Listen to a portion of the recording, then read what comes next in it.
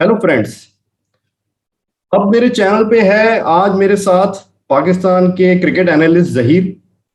और मैं देख रहा हूँ कि आज मैं तो ब्लू में हूँ और जहीर ग्रीन में है। तो ये man in blue versus man in green, हमारे वीडियो में भी ये मुकाबला लगता है होने वाला है, इंडिया वर्सेस पाकिस्तान। तो Zaheer, how are you? All is well, all is well. बहुत देर से इंतजार कर रहे थे, सारी एनर्जी अपनी बचा के रख रहे थे। बड़ा मैच संडे वाले दिन होने वाला है और वर्ल्ड कप जो है वो स्टार्ट ही होगा बैंग से। और बहुत ही जबरदस्त मजा आएगा। संडे के मैच का बहुत ही शदीद इंतजार है। जी। और ये तो आपको ध्यान होगा कि वर्ल्ड कप में इंडिया की काफी डोमिनेंस है पाकिस्तान के ऊपर। मैं स्टैट्स चेक कर रहा था तो इंडिया 12-0 से आगे चल रही है। जी वनडे जी। इंटरनेशनल वर्ल्ड कप्स में 7-0 से आगे है और T20 वर्ल्ड कप्स में 5-0 से आगे है। तो 12-0 से आगे है और अब की बार 13-0 होने के मुझे थोड़े ज्यादा चांसेस लग रहे हैं। पर आपके ख्याल थोड़े अलग हो गए। हाँ, एक बात हमेशा है कि ये, जैसे मैं पहले कह चुका हूं अपनी वीडियोस में, कि ये टूर्नामेंट है इंडिया का। मसलन के इंडिया, जो भी टीम जीतेगी उसको इंडिया से छीनना पड़ेगा, लेकिन पाकिस्तान में इंडिया से छीनने की ताकत है। वो कोशिश करेंगे अपनी भरपूर। अच्छी सॉलिड टीम हमने उतारी है और इस दफा हमें हमारी मुझे लग रहा है कि हमारी बड़ी बैलेंस टीम है इंडिया के लिहाज से, क्योंकि हमेशा वर्ल्ड कप्स में मैंने ये देखा कि इंडिया के पास बड़े बड़े नाम, बड़े बड़े प्लेयर होते थे और उनके ऊपर से लेकर नीचे तक पूरी टीम स्टैक हुआ करती थी जो इस तरह का प्रेशर संभाल सके। पर अब थोड़े नए नाम आ गए हैं और हमारा उनका मुकाबला जो है ना वो इवन आउट होता जा रहा है इस लिहाज से। तो मेरे ख्याल से पाकिस्तान का भी चांस है। ओके। और यहाँ पर एक हमारे इंडियन क्रिकेट फैन है, वो काफी एंथुजियास्ट है इस मैच को लेके। उन्होंने आपसे कई क्वेश्चंस पूछे हैं। मेरे को उन्होंने अपनी ऑडियो क्लिप्स भेजी है। तो मैं आपको उनका इनका नाम दीपांशु है। ये भी कभी कभी मेरे वीडियोस में आती है, जैसे जो क्विज का वीडियो बनाया था उसमें ये थे। तो मैं आपको इनका पहला जरा सुनवाता हूँ, ये आपसे इसका आंसर चाहती है। नमस्कार। सबसे पहले तो दोनों ही बौद्धिक क्रिकेट के विशेषज्ञों को शत नमन, श्री जहीर जी और श्री अमित जी। और खासकर शुक्रिया अमित जी का, जिन्होंने इस रोमांचक मुकाबले के बारे में अपने चैनल पर हो रहे विचार विमर्श के अवसर पर मुझे आने का मौका दिया। मौका शब्द बोलता हूं तो सबसे पहले एक ही गाना याद आता है, मौका मौका मौका मौका। आखिर कितने मौके चाहिए पाकिस्तान की टीम को वर्ल्ड कप में भारत की टीम को हराने के लिए? इसका जवाब मैं देता हूँ। वैसे इसका जवाब मैं जहीर जी से मांगना चाहूंगा कि जहीर जी, क्या लगता है आपको कि कितने मौके चाहिए? आखिर कितने मौके चाहिए? मेरे हिसाब से तो अनगिनत मौके लग सकते हैं, पर मैं आपसे जानना चाहूंगा कि इनको कितने मौके चाहिए? आखिर कितने मौके लगेंगे? आखिर बेचारे कब तक तड़पते रहेंगे? हाँ जी। तो इनके हाँ, तो इनके सबसे पहले क्या कहते हैं, दीपाशु जी ने सवाल किया, उसका शुक्रिया। मौके काफी ज्यादा लग जाते हैं कभी कभी, लेकिन जिसे कहते हैं ना कि I believe in miracles and also, जब अल्लाह देता है तो छप्पर फाड़ के देता है। तो उम्मीद करते हैं कि अभी 12-0 इस तरफ है, फिर 12-0 उस तरफ भी हो जाए। उम्मीद तो हमारी यही उम्मीद पे दुनिया कायम है। लेकिन इस दफा मुझे लगता है कि मिरेकल होगा, क्योंकि मुझे मिरेकल्स पे यकीन है और इस दफा मुझे लगता है मिरेकल होगा। इवन दो कि इंडिया की स्ट्रांग टीम है, पर इस दफा मुझे लग रहा है कि अगर हम उनको मुकाबला उनका देखें स्टैक टू स्टैक दूसरी तरफ, तो मुझे इंडिया के कोई, सिवाय विराट कोहली को देख लें, रोहित शर्मा को देख लें, उनकी भी इतनी अच्छी रिसेंट फॉर्म्स में नहीं है, मुझे सिवाय बुमराह के किसी और इंडिया के प्लेयर से इतना ज्यादा डर नहीं लग रहा। तो मुझे लगता है कि इस दफा सख्त मुकाबला होगा और पाकिस्तान जो है वो एज आउट हो जाएगा इंडिया से, इंडिया के पहले मुकाबले के अंदर। और शायद इस दफा हम मौका वापस करने का, आपको क्या कहते हैं ना, हम अपना ये जो मौका मिला है उसको हम अवेल कर लें। आप काफी होपफुल है कि इंडिया की विनिंग स्ट्रीक को तोड़ सकते हैं अब की तोड़ बार। सकते। पर यहाँ पर मैं थोड़ा सा जो वार्म अप मैचेस है जो इंडिया पाकिस्तान दोनों के रहे, उनको थोड़ा देख रहा था तो उसमें मेरे को लग नहीं रहा, मुझे अभी भी इसमें लग रहा है कि थोड़ा इंडिया ज्यादा अच्छी फॉर्म में चल रहा है। वो इसलिए क्योंकि हम वार्म अप मैच देखें तो इंडिया ने दो स्ट्रॉन्ग टीम्स को हराया, इंग्लैंड और ऑस्ट्रेलिया। और उधर पाकिस्तान के केस में पाकिस्तान ने वेस्ट इंडीज को हराया, पर वो साउथ अफ्रीका से हार गए। तो उनके ये जो ग्रुप 1 है, तो उसमें साउथ अफ्रीका इतनी स्ट्रांग टीम नहीं मानी जा रही। वहां पे जो 4 स्ट्रांग टीम्स है, इंग्लैंड और ऑस्ट्रेलिया उसके ऊपर है, जिसको इंडिया ने हराया। पर साउथ अफ्रीका ने जो पाकिस्तान को हराया, तो इससे आपको क्या लगता है कि ये कहीं पर थोड़ा सा पाकिस्तान की प्रिपरेशंस को थोड़ा दिखला रहा है कि मे बी पाकिस्तान इतनी अच्छी तरह प्रिपेयर्ड नहीं है? सच्ची जो बात है कि हम लोग जो है, कभी कभी मैं सोचता हूँ कि ये जो वार्म अप के अंदर जो हार आई है, it was a blessing in disguise. क्योंकि पाकिस्तान को एक मैच के हार जो होती है लगती है उसका जैसे इंजन स्टार्ट होने के अंदर, तो इतनी जल्दी वो इंजन स्टार्ट होता नहीं जब तक उनके ऊपर शदीद तंकीद ना आए, जरा थोड़ा हार का मजा चख ना ले। और तो साउथ अफ्रीका से हारना एक किस्म की रियलिटी चेक था उनके लिए। तो it was a blessing in disguise in this regard. Also अगर देखा जाए तो मेरे जहां तक देखा, बाबर आजम जो उस मैच के अंदर कप्तानी कर रहे थे और जिस तरह पाकिस्तान ने खेला, they were purely checking out their team. अगर आप देखें तो उस मैच में उन्होंने फखर जमान को जो अच्छा हिट लगा रहे थे, उनको वापस उनको रिटायर कर दिया, उनको वापस बुला लिया, उनको पूरी इनिंग खेलने नहीं दी। और 2 ओवर्स जो कराए, जो वसीम जूनियर से करवाए, जिनको मेरे ख्याल से वो प्लेइंग 11 में नहीं होंगे, तो उनसे भी 2 ओवर कराए। तो आपको लगता है कि उस मैच में 100% सीरियस नहीं थे, थोड़ा एक्सपेरिमेंट कर रहे थे? एक्सपेरिमेंट कर रहे थे। जैसे इमाद वसीम जिन्होंने बेहतरीन बॉलिंग की और उन्होंने 2 विकेटें शुरू में ले भी ली, लेकिन उनको चौथा ओवर नहीं करवाया उनसे, और ना ही हफीज से गेंद करवाई, ना शोएब मलिक से गेंद कराई। अपने फास्ट बॉलर्स को वो चेक कर रहे थे। और प्लस उस विकेट के ऊपर आप देखिएगा कि वो विकेट काफी ज्यादा गीली हो गई थी, और गेंद मेरे ख्याल से ड्यू का फैक्टर बहुत ज्यादा इस टूर्नामेंट के अंदर होगा। तो उस मैच के अंदर अब नोकिया को आसिफ अली इस तरह मार रहा था जैसे छोटे बच्चे मारते हैं। बाद में डुजन ने हसन अली को भी उसी तरह मारा। आखिरी 3 ओवरों के अंदर मेरे ख्याल से उन्होंने आखिरी ओवर में 23 रन स्कोर किए थे टू विन अ मैच।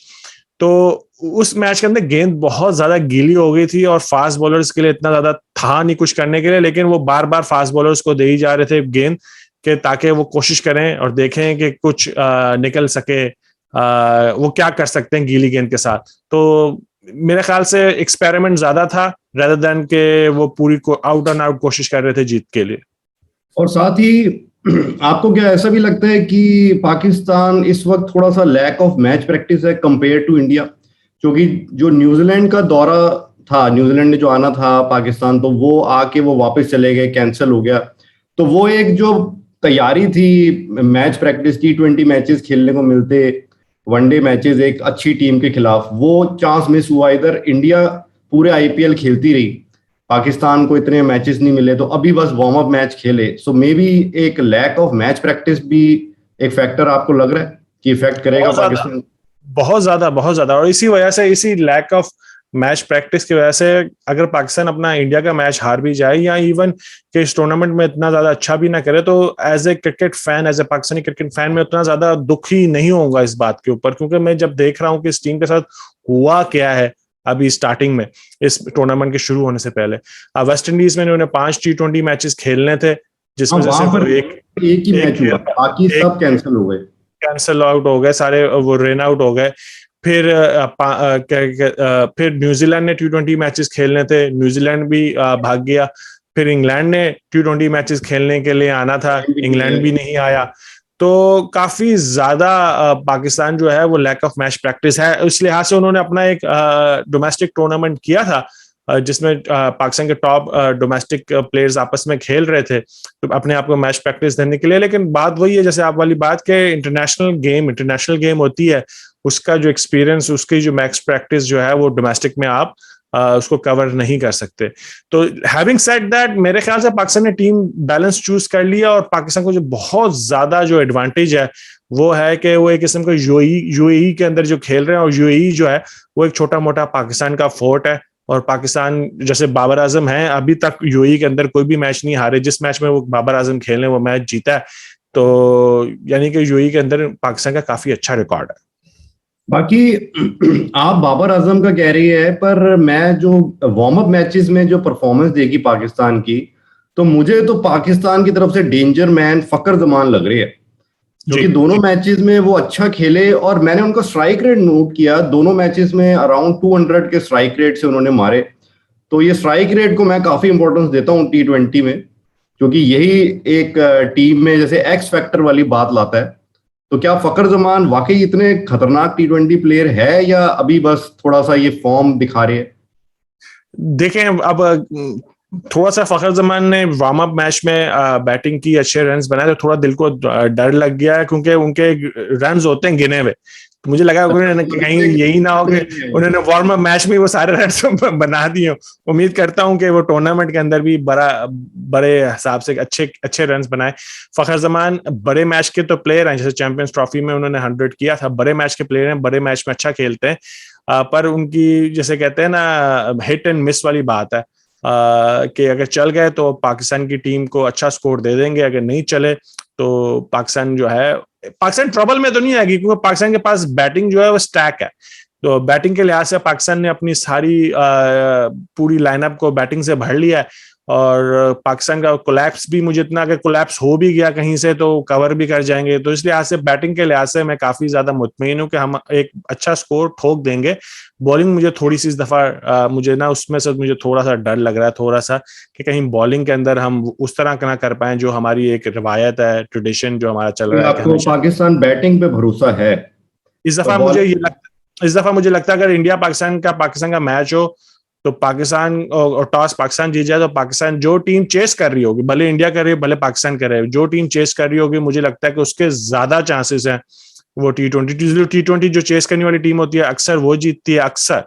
लेकिन मेरे ख्याल से ड्यू की वजह से और दोनों टीमों की बैटिंग लाइनअप को देखते हुए कि लंबा खेलते हैं, नीचे तक खेलते हैं, अगर ऊपर से जल्दी आउट भी हो जाए तो नीचे वाले कवर आसानी से कर लेते हैं। तो मुझे इस लिहाज से लग रहा है कि जो टीम दूसरी बैटिंग करेगी उसके ज्यादा चांसेस हैं ये मैच जीतने के। तो यही मैं ना थोड़ा जो 5 मैचेस इंडिया पाकिस्तान के रहे हैं T20 वर्ल्ड कप में, उनके स्कोर्स भी देख रहा था, तो ज्यादा हाई स्कोरिंग नहीं रहे। आपको जान के आश्चर्य होगा कि इंडिया की तरफ से हाईएस्ट स्कोर बना है 157 फॉर 5 और पाकिस्तान की तरफ से 141 फॉर 7। सो कोई भी इनमें हाई स्कोरिंग मैच नहीं रहा कि 170-80 रन बने। तो लगता है कि ये मैच भी शायद फिर इसी ट्रेंड में जाना चाहिए, मे बी 150-160 जो टीम पहले बैटिंग करेगी। चलिए ट्रूथ कि दोनों टीमों की बैटिंग लाइनअप हो सकता है, क्योंकि पहला मैच है, दोनों टीमों के प्लेयर्स के अंदर बटरफ्लाइज होंगे, बैट्समैन के अंदर बटरफ्लाइज होंगे, कंडीशन के साथ एडजस्ट कर रहे होंगे दोनों। लेकिन जहां तक मुझे लग रहा है कि इस दफा शायद उलट टीम की स्ट्रेंथ बैटिंग है तो इससे ज्यादा ही मारना चाहेंगे। मुझे लग रहा है कि इस दफा मुझे दिख रहा है कि दोनों टीमें जो हैं उनका हाई स्कोरिंग मैच होने वाला है। क्योंकि अगर आप पहले भी बैटिंग कर रहे हैं तो आप ड्यू फैक्टर से हमेशा डरेंगे। जिस तरह गेंद गीली हो रही है तो अगर आप पहले भी बैटिंग कर रहे होंगे तो आपके जहन में यही सोच होगी कि भाई सेफ ना खेलें और बड़ा स्कोर करने जाएं, 180 प्लस स्कोर करने जाएं, क्योंकि due factor at the end of the day दूसरी टीम को काफी ज्यादा तंग करेगी। तो इसलिए मुझे लगता है कि इस दफा हाई स्कोरिंग गेम होने लगा है। पहली वाली टीम चांस नहीं लेगी सेफ खेलते हुए और एक जिसे कहते हैं ना पार स्कोर करने की कोशिश नहीं करेगी, बल्कि ज्यादा बेहतर करने की कोशिश करेगी। चलिए हम दीपांशु जी का सेकंड जो इनकी क्लिप है वो भी सुन लेते हैं आपके लिए कि सेकंड क्लिप में ये क्या कहना चाहते हैं।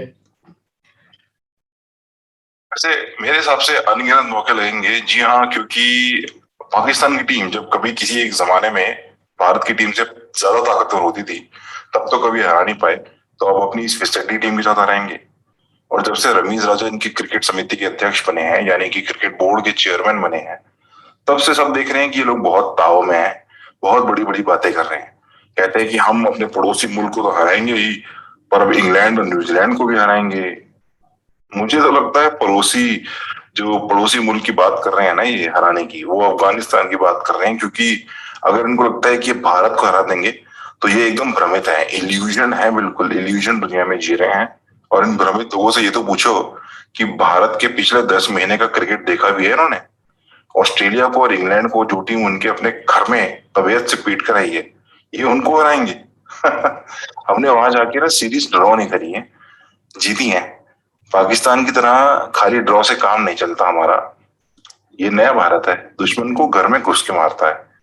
तो और वैसे बात रही पाकिस्तान की, तो उनसे तो आप पाकिस्तान में, दुबई में, ओमान में, यूएई में, कहीं पे भी मुकाबला करवा लो, हम सब अच्छे हराएंगे उन्हें। तो जहीर जी और अमित जी, मैं आपसे यही सवाल पूछना चाहूंगा कि क्या आपको लगता है कि इस बारी इंडिया की टीम, वैसे आपसे मेरा सवाल यही है कि इंडिया की टीम इस बारी कितने मार्जिन से हराएगी पाकिस्तान को, और क्या ये मैच क्लोज जाएगा, या इंडिया की टीम बहुत इजीली, जैसे कि हमेशा जीतती रही है, वैसे ही जीत जाएगी? चलिए, दीपांशु जी काफी इस मैच को लेके काफी उत्साहित लग रही है मुझे, उनकी बातों में लग रहा है एक्साइटमेंट है।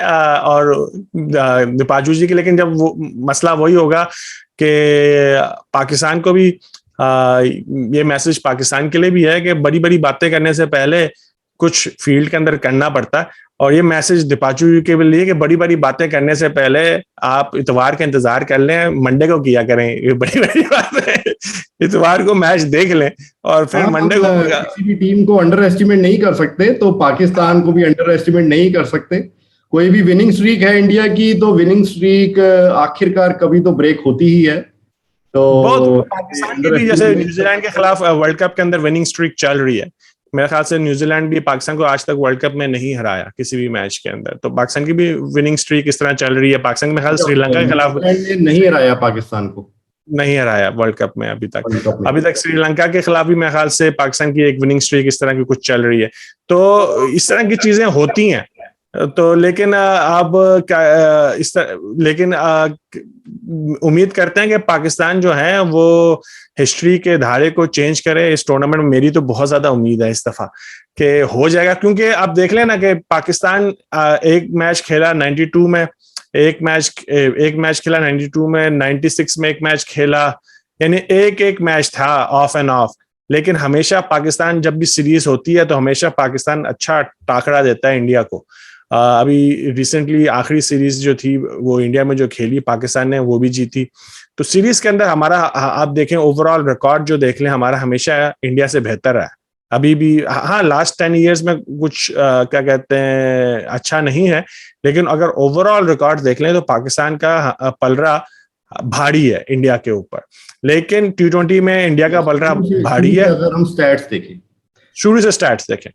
लेकिन अभी इंडिया का पलड़ा भारी है और पाकिस्तान को मेहनत करनी है कि इस सिचुएशन को चेंज करने के लिए। और जब आप और जो टीम जैसे कहते हैं ना सिचुएशन को चेंज कर रही होती है, उसको ज्यादा एफर्ट लगानी पड़ती है, उसको ज्यादा मेहनत करनी पड़ती है। इंडिया लेकिन जैसे मैंने पहले कहा कि इस दफा इंडिया के पास बड़े नाम नहीं है जो वर्ल्ड कप में आपको मैच जिताते हैं। जैसे धोनी नहीं है, पिछले जमाने में सहवाग होते थे, युवराज होते थे, गंगुली और सचिन भी थे। तो शायद आईसीसी टूर्नामेंट में वो मिस भी कर रहे हैं इन बड़े नामों को, क्योंकि अब रिसेंटली पास में आप देख लेंगे कोहली जो है कोई भी बड़ा आईसीसी टूर्नामेंट नहीं जीते। तो शायद वो इसी वजह से नहीं, क्योंकि उनके पास वो बड़े नाम नहीं रहे। तो शायद पाकिस्तान अब इसका एडवांटेज ले। तो जो ये पूछना चाहते थे दीपांशु कि कितने मार्जिन से इंडिया जीतेगी, तो उसमें तो मेरे ख्याल से आप तो पाकिस्तान को बैक कर रही है कि पाकिस्तान अब की बार जीतेगी। मैं कह रहा हूँ कि 51-49% मेरा है कि 51-49 और 51 मेरा पाकिस्तान का। चलिए, मैं अपनी तरफ से दीपांशु को अपनी ओपिनियन दे देता हूं कि मुझे 60-40 इंडिया के फेवर में लग रहा है ये मैच। तो ऐसा नहीं कि मैं इंडिया की तरफ से हूं तो इसलिए, पर जो भी इनकी फॉर्म चल रही है और थोड़ा जो पाकिस्तान की मैच प्रैक्टिस है, उस सबको टेक्निकली देखते हुए भी मेरे को लग रहा है कि 60-40 इंडिया के फेवर में है ये मैच। तो मैच तो फिर भी पाकिस्तान। मेरा भी आपसे सवाल है कि आपको अगर जब आप पाकिस्तान की तरफ देखते हैं तो कौन सी ऐसे प्लेयर है जिसको आपसे लगता है ना कि ये इम्पैक्ट क्रिएट कर सकता है, इससे डर लगता है, या ऐसे तमाशा? जैसे मैं कहता हूँ इस वक्त मुझे इंडिया से अगर किसी में देख रहा हूं तो मुझे डर लग रहा है बुमराह से, कि मुझे पता है कि बुमराह जो है वो पार्टी विकेट के ऊपर भी विकेट ले लेता है, बड़ा गेम खेलता है। और मुझे डर लग रहा है केएल राहुल की फॉर्म जो लगी हुई है उससे। तो मुझे डर नहीं लग रहा रोहित शर्मा से इस वक्त, मुझे डर नहीं लग रहा क्या कहते हैं, रोहित शर्मा ने पाकिस्तान के खिलाफ कभी भी इतना अच्छा स्कोर नहीं किया। ना ही मुझे डर लग रहा है विराट कोहली से, जो मुझे 30s 40s विराट कोहली के इतने ज्यादा हर्ट नहीं करेंगे। तो लेकिन आपको कौन सी जिसे इम्पैक्टफुल प्लेयर जिसे कहते हैं आप पाकिस्तान की तरफ से देख रहे हैं कि यार इस प्लेयर से हमने बचना है, अगर इसको हम गुजार गए तो शायद हमारे चांसेस जीतने के ज्यादा हो जाएंगे? मुझे दो प्लेयर्स लग रही है पाकिस्तान की तरफ से। एक तो फकर जमान, जो मैंने इनका स्ट्राइक रेट देखा तो उसमें मेरे को लग रहा है थोड़ा मूड में लग रही है कि मेरे को बहुत अटैकिंग खेलना है, मार के खेलना है। तो हालांकि आप बता रही है कंसिस्टेंट नहीं है, पर हो सकता है कि इस मैच में भी मार दे, तेज मारे। तो थोड़ा सा एक ऐसे प्लेयर को पाकिस्तान की जरूरत है जो बिना डरे, अगर इन्हें जीतना है, बिना डरे खेले और तेज खेले। और दूसरा मुझे शाहीन अफरीदी लग रहा है कि पाकिस्तान के लिए डेंजर मैन हो सकती है पाकिस्तान की तरफ से, क्योंकि ये लेफ्ट आर्म पेसर है और यूजुअली इंडिया थोड़ा लेफ्ट आर्म पेसर्स के सामने कई बार स्ट्रगल करती है।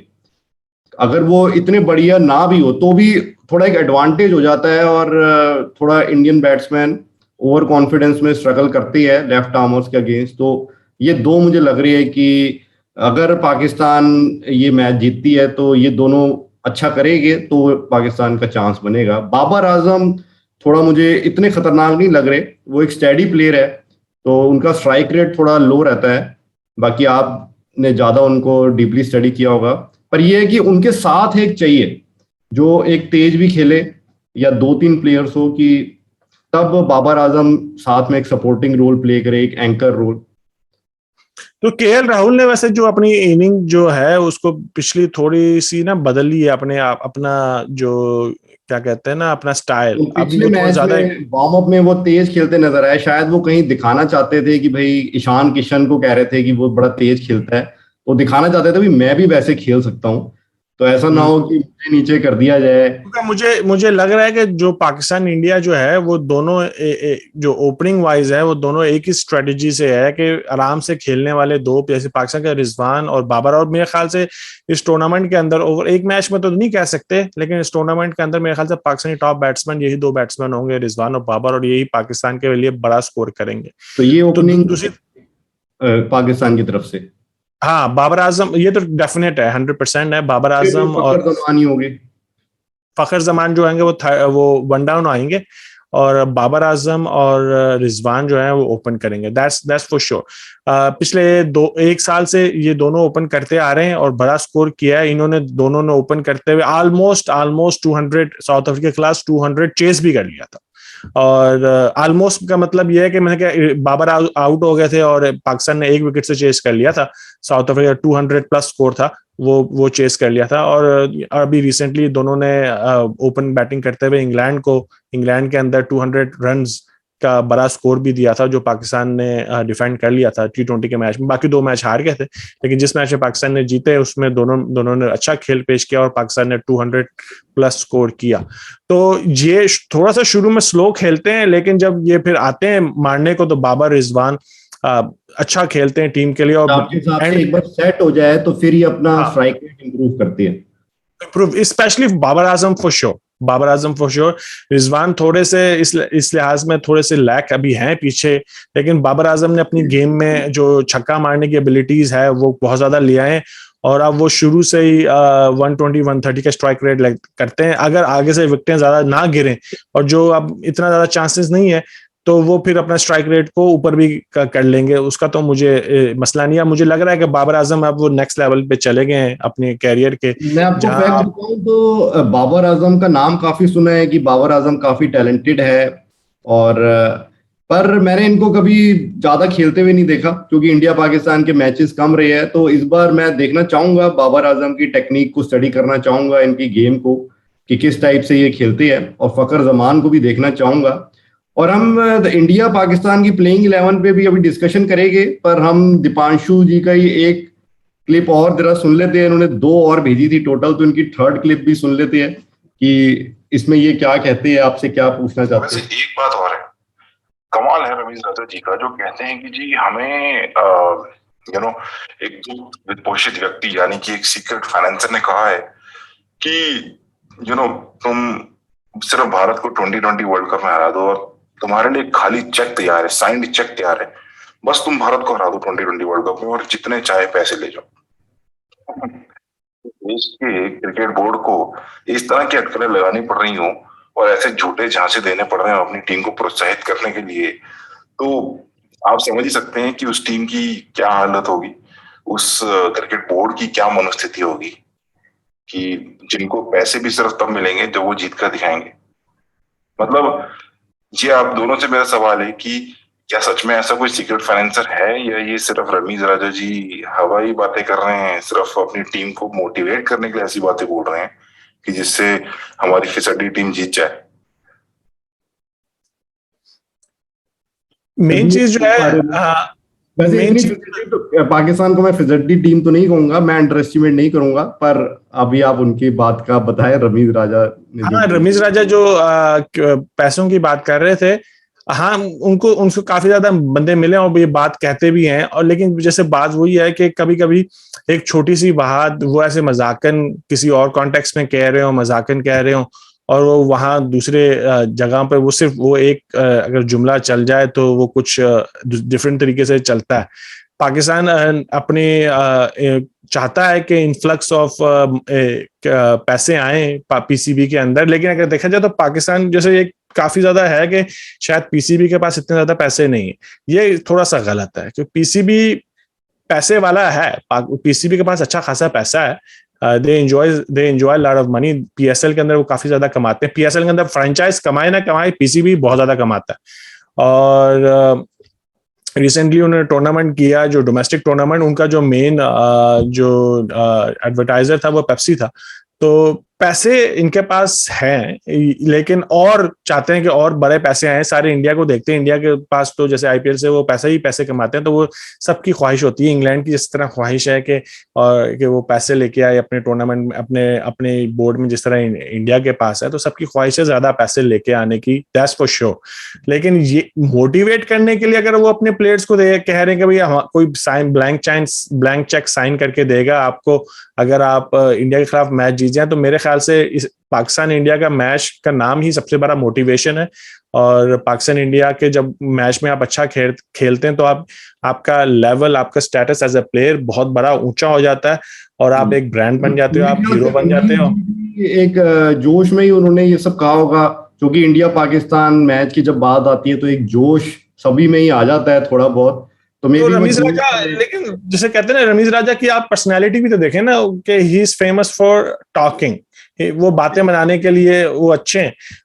तो और वो इस तरह के शगुफे बातें मतलब करते रहते हैं, और बीच में आप एक चीज आउट ऑफ कॉन्टेक्स्ट देख लें आप, तो कोई भी चीज कोई भी वो थोड़ी सी डिफरेंट रह जाती है। वो किस कॉन्टेक्स्ट में की गई है वो बात देखें। ये कहें कि पाकिस्तानी प्लेयर्स को हम जिम्बाब्वे के प्लेयर्स तो नहीं है मसलन के उनके पास पैसे नहीं है, पैसे हैं उनके पास, और आई डोंट थिंक देख के वो उस ब्लैंक चेक की तरफ देख रहे हैं कि अगर हम इंडिया को हरा दें तो हमें ब्लैंक चेक मिल जाएगा। They have enough motivation to beat India and they have enough money that content के वो पैसे के लिए इधर उधर भी नहीं देख रहे।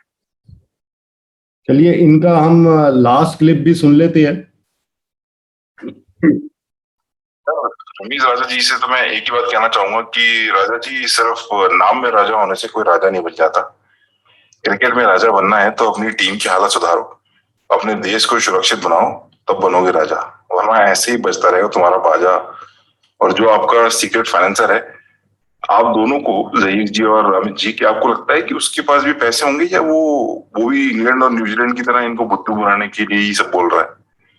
मतलब क्या वापस ऐसे ही खाली खोखल बज रहा है, या सच में कुछ है भी? खैर, मौके का दस्तूर है, मैं किसी के लिए निजी टिप्पणी नहीं करना चाहूंगा। हमारे अमित जी के चैनल पे मेहमान हैं जहीर जी, ये कोई निजी टिप्पणी या कोई निजी आलोचना नहीं है, सिर्फ एक ओपिनियन है, सिर्फ एक राय है। और बस मैं यही कहना चाहता हूँ कि जैसे भारत ने पाकिस्तान को हर बार हराया है वर्ल्ड कप में, इस बार भी हराएंगे। और अब चैंपियंस ट्रॉफी के मैच को लेके पाकिस्तान के लोग गाना गाएंगे कि जी चैंपियंस ट्रॉफी में हरा दिया। तो कब तक समय काटोगे? वो कहते हैं ना कि कब तक छुपोगे चैंपियंस ट्रॉफी की आड़ में, अजी कभी तो आओगे वर्ल्ड कप के बाजार में। मौका मौका मौका मौका। चलिए गाने भी अच्छा गा लेते हैं दीपांशु। नहीं, बेस्ट है, एक्साइटमेंट है दोनों तरफ से, दोनों तरफ के फैन जो हैं वो काफी ज्यादा एक्साइटेड है। और पाकिस्तान भी चाहता है कि पाकिस्तान जो है वो इस बार हिसाब बराबर कर सके, ताकि हमारे को भी चांस मिले मौका गाने का। तो हैविंग सेड दैट, जो मेन चीज जो कह रहे थे कि फाइनेंसर जो है, जैसे एक फाइनेंसर वाली, एक चेक वाली बात तो पीसीबी से कुछ नहीं होगा ना। तो ऐसी बड़ी ऑर्गेनाइजेशन जो होती हैं उनके लिए तो बड़े पैसे चाहिए, और मेरे ख्याल से पाकिस्तान के अंदर बड़े पैसे के लिए देखने की जरूरत नहीं है। जैसे इंडिया का आप देख लें, वीवो है वो चाइना का स्पॉन्सर है, तो पाकिस्तान को बाहर देखना चाहिए और बाहर के ब्रांड्स देखने चाहिए। पाकिस्तान का एक, जैसे मैं अपनी एक वीडियो में बात कर चुका हूँ कि पाकिस्तान के एक बिलियनर हैं शाहिद खान, वो उनकी एक एनएफएल की टीम है, वो एनएफएल में जैक्सनविल जैगुआर उनके पास है, ऑलमोस्ट $300 मिलियन की उनकी वो टीम है, और जो उन्होंने खरीदी थी। और एक उनके क्या कहते हैं, फुटबॉल के अंदर भी, चैंपियंस लीग के अंदर भी उनकी एक टीम है। तो उनके पास पैसे हैं, वो आराम से एक बड़ी पीएसएल की टीम को खरीद सकते हैं। तो ऐसे ओवरसीज पाकिस्तानीज जो हैं वो, और या ओवरसीज पाकिस्तानीज की जो ब्रांड्स हैं, उनको मेरे ख्याल से आप क्रिकेट के अंदर लेके आना चाहिए, और क्रिकेट के अंदर उस लिहाज से भी पैसा आना चाहिए। लेकिन बात वही है कि एक बंदा वो पाकिस्तानी क्रिकेट के अंदर फाइनेंसिंग नहीं कर सकता। हमें बड़े ब्रांड चाहिए पाकिस्तान क्रिकेट के अंदर इन्वेस्ट करने के लिए। लेकिन बात वो वहां से शुरू होती है, बड़े ब्रांड आपकी टीम के अंदर उसी वक्त इन्वेस्ट करते हैं जब आप परफॉर्मेंस दें। जैसे अभी आप देखें, नेशनल T20 अच्छा हुआ तो ऑटोमेटिक पेप्सी आ गया आपको स्पॉन्सर करने के लिए। तो अब हम T20 टूर्नामेंट में अच्छा करेंगे तो उम्मीद है कि बड़े ब्रांड पाकिस्तानी टीम की तरफ अट्रैक्ट हों। जी हाँ, पाकिस्तान टीम को मैं तो अंडर एस्टिमेट नहीं करूंगा, जैसे मैंने आपसे कहा। और क्योंकि मैं फैक्ट ही बोलता हूं अपनी तरफ से। आप अगर मेरा प्रिडिक्शन वीडियो देखिए, आपने अगर देखा हो कि कौन सी 4 टीम्स सेमीफाइनल्स में आएगी, तो मैंने एक पाकिस्तान को उसमें रखा है। और उस वीडियो पे मुझे डिसलाइक भी ज्यादा मिल रही है। इंडियन व्यूअर्स इसलिए मेरे को डिसलाइक कर रही है कि मैंने पाकिस्तान को क्यों उसमें चुना। तो मैंने देखा आपके कुछ सुपर फैंस हैं, मैंने नोटिस किया है कि जो जब भी आप पाकिस्तान की कोई बात करते हैं तो वो आपको ना एक मोहब्बत देते हैं और काफी ज्यादा डिसलाइक के बटन को हिट करते हैं। थोड़े से मैंने देखा आपके कुछ सुपर फैंस। मुझे ऐसा लगता है कि इंडियन व्यूअर्स ये सुनना चाहते हैं कि न्यूजीलैंड पहुंचे, और वो चाहते हैं कि पाकिस्तान ना पहुंचे, न्यूजीलैंड पहुंचे। पर देखिए, मैं ये तब कहूंगा, अगर मुझे न्यूजीलैंड की टीम बेटर लगेगी। यहाँ पर यूएई में पाकिस्तान पिछले 4-5 सालों से प्रैक्टिस कर रहा है, और ये कंडीशन न्यूजीलैंड के लिए सूटेबल नहीं है, तो मैं कैसे कह दूं कि न्यूजीलैंड पहुंचेगी। मेरे को technically Pakistan compare to New Zealand, इन दोनों के बीच में तो पाकिस्तान बेटर टीम लग रही है। तो इसलिए मैंने पाकिस्तान को इस ग्रुप से चूज किया कि इंडिया और पाकिस्तान। तो वो बात, जैसे आपकी वाली बात बिल्कुल जबरदस्त बोली। जैसे अगला जो टूर्नामेंट आएगा वो T20 का, वो ऑस्ट्रेलिया में। अब ऑस्ट्रेलिया के पिचेस के लिहाज से शायद हम न्यूजीलैंड को सोच, वहां की पिचेस हो तो हम फिर अलग तरीके से सोचेंगे। पर यहाँ पर इस सिचुएशन के अंदर तो मुझे तो ज्यादा चांसेस इस हमारे ग्रुप में से इंडिया और पाकिस्तान के लग रहे हैं। और मुझे तो कहीं आउट ऑन आउट शायद डिस्टर्ब करे, तंग करे, वो अफगानिस्तान भी तंग कर सकता है। उनके प्लेयर भी काफी ज्यादा मोटिवेट हैं। और अफगानिस्तान ने वेस्ट इंडीज को अभी वार्म अप मैच में 50 रनों से हराया। चाहे वेस्ट इंडीज कुछ भी गए कि हम सीरियसली नहीं थे, पर 50 रन एक बड़ी मार्जिन है। बड़ी मार्जिन। और वेस्ट इंडीज ऑफ कोर्स अपना पहला मैच हार चुका था। वो अपने कहीं ना कहीं तो विनिंग उन्होंने करनी थी ना, कि थोड़ा विनिंग का चस्का लग जाए, टेस्ट लग जाए। तो उस सिचुएशन के अंदर भी अगर उन्होंने 50 रन से हराया, तो क्या कहते हैं ना, अफगानिस्तान की टीम काफी मौज में है और काफी मोटिवेटेड है। उनके प्लेयर्स काफी ज्यादा मोटिवेटेड है। बड़े मंच के ऊपर, बड़े प्लेटफॉर्म के ऊपर वो डिलीवर करना चाहते हैं, ताकि उनको बाकी लीग्स, उनके हाथ उतनी क्रिकेट होती ही नहीं है, तो आके दूसरी लीग्स के अंदर उनको जाने का मौका मिल सके। चलिए, हम अभी इंडिया पाकिस्तान के मैच की प्लेइंग 11 की भी बात कर लेते हैं। तो इंडिया की तरफ से जो प्लेइंग 11 मुझे अब की बार लग रही है, मैं तो चाह रहा था कि ईशान किशन को ऊपर भेजा जाए और राहुल और ईशान ओपनिंग करे, रोहित नंबर 3 पे आए। ये मैंने आपके साथ आपके वीडियो पे डिस्कस किया था। पर क्योंकि रोहित ने भी अच्छी फॉर्म अब दिखाई है, तो भी मैं चाहूंगा कि ये ईशान को ज्यादा नीचे ना लाए, एक तो खिलाए ईशान किशन को, और तीसरे नंबर पे अगर कर दे वो भी ठीक है। विराट कोहली नंबर 4 पे आए। लेकिन मैंने अभी विराट से सुना है कि he is set for 3. He says that he's going to come on 3. वही एक्सपेक्टेड वही है, तो मुझे लग रहा है कि ईशान किशन नंबर 4 पे या शायद 5 पे भी हो सकते हैं, क्योंकि 4 पे फिर ऋषभ पंत को कर सकते हैं। तो वही मुझे लग रहा है कि ईशान किशन में भी 4-5 पे कम इफेक्टिव हो गए, क्योंकि इन्होंने आईपीएल में भी जो अच्छी परफॉर्मेंस दी है कंसिस्टेंट, वो ओपनिंग पोजीशन में ज्यादा दी है। मिडल में ये इस आईपीएल में तो बिल्कुल फेल रहे थे। शुरू में इनको मुंबई इंडियंस ने 3 मैच खिलाए मिडल में, ये फेल हो गए, ड्रॉप कर दिया। फिर इनको खिलाए गए 3-4 मैच, फिर ये फेल रहे, फिर ड्रॉप कर दिया। उसके बाद जब टॉप ऑर्डर में लाए तो ये अच्छा खेले। तो मिडल ऑर्डर में ये इनका इनकंसिस्टेंट है, इनको थोड़ी पिचेस अच्छी चाहिए अपने हिसाब से, जहाँ पे ये फास्ट आए, थोड़ा बॉल रुके ना। तो अदरवाइज थोड़ी स्लो पिच होती है तो ये स्ट्रगल करती है फिर मिडल ऑर्डर में। तो मैं तो यही चाहूंगा ईशान को ये नंबर 3 पे रखे, पर ऐसे होगा नहीं। और मैं तो खैर हार्दिक पांड्या को ड्रॉप करना चाहूंगा और सूर्य कुमार को खिलाना चाहूंगा, पर लगता यही है कि सूर्य कुमार बाहर बैठेंगे, तो 5 पे पंत और फिर हार्दिक पांड्या हो गए। और बॉलर्स में मुझे अश्विन खेलते नजर आ रहे हैं। अश्विन ने प्रैक्टिस मैच में अच्छी बॉलिंग की, और वरुण चक्रवर्ती बाहर बैठते नजर आ रहे हैं। और पेसर्स में भुवनेश्वर लग रहा है बाहर बैठेगी, मोहम्मद शामी, बुमराह और शार्दुल ठाकुर हो गए, और साथ में जडेजा। तो ये बॉलिंग अटैक रहेगा। ये इंडिया की एक्सपेक्टेड प्लेइंग 11 रहने के चांसेस है। तो इसमें बस एक ही चेंज मैं चाहूंगा, एक तो ईशान किशन का बैटिंग ऑर्डर ऊपर रहे, टॉप 3 में रहे, और हार्दिक की जगह सूर्य कुमार को खिलाए। और आपका पाकिस्तान के बारे में क्या राय है? पाकिस्तान का क्या एक्सपेक्टेड प्लेइंग 11 रहेगा, और उसमें आप क्या चाहते हैं कि क्या चेंज होना चाहिए? पाकिस्तान का जो प्लेइंग 11 है वो प्रीटी मच सेटअप हो गया। 2 मैचेस से हमें नजर आ रहा है कि पाकिस्तान किनको फेवर दे रहा है, और पाकिस्तान ने कोशिश की है कि अपने जो प्लेइंग 11 उनको ज्यादा खिलाए। तो बाबर आजम, रिजवान, ये तो कंफर्म हो गया। बाबर आजम ने कह दिया कि वही ओपन करेंगे और रिजवान के साथ, और पिछले एक साल से वो ओपन करते हुए आ रहे हैं। और T20s के अंदर रिजवान का मेरे ख्याल से सबसे हाईएस्ट स्कोर रहा इस साल। तो रिजवान की भी अच्छी बैटिंग चल रही है। बाबर आजम क्लास प्लेयर हैं और वो अपने आप को नेक्स्ट लेवल पे मेरे ख्याल से रेडी हैं लेकर जाने के लिए एक लेजेंड कैटेगरी के अंदर। तीसरे नंबर पे मुकाबला था फ़खर जमान और हैदर अली का, लेकिन हैदर अली की अच्छी फॉर्म लगी हुई थी डोमेस्टिक T20 के अंदर, लेकिन उनको खिलाया नहीं वार्म अप मैचेस के अंदर। तो साफ दिख रहा है कि फ़खर जमान को फेवर जाएगी और फ़खर जमान ही तीसरे नंबर पे बैटिंग करेंगे। और चौथे पे मोहम्मद हफीज आएंगे। थोड़े से इस लिहाज से अभी उनकी इतनी अच्छी फॉर्म लगी हुई नहीं है, लेकिन पाकिस्तान जो है उनको एज ए बॉलिंग ऑप्शन की वजह से भी रखेगा कि वो, और लेफ्ट हैंडेड को तो वो खा जाते हैं, अगर कोई लेफ्ट हैंडेड बैट्समैन हो तो उसको खा जाता है। तो मोहम्मद हफीज चौथे पे आएंगे। 5वें पे हफीज ऑफ स्पिनर भी है मेरे ख्याल से, बैटिंग ऑलराउंडर है हफीज। बैटिंग ऑलराउंडर है, बैटिंग ज्यादा अच्छी कर लेते हैं। थोड़ा सा इनका एक्शन के साथ प्रॉब्लम रहता है, हमेशा कॉल आउट हो जाते हैं, लेकिन आजकल कॉल आउट नहीं हुए बॉलिंग कर सकते हैं। लेकिन और जो एक जमाने में नंबर 1 ऑलराउंडर भी रह चुके हैं आईसीसी रैंकिंग के ऊपर।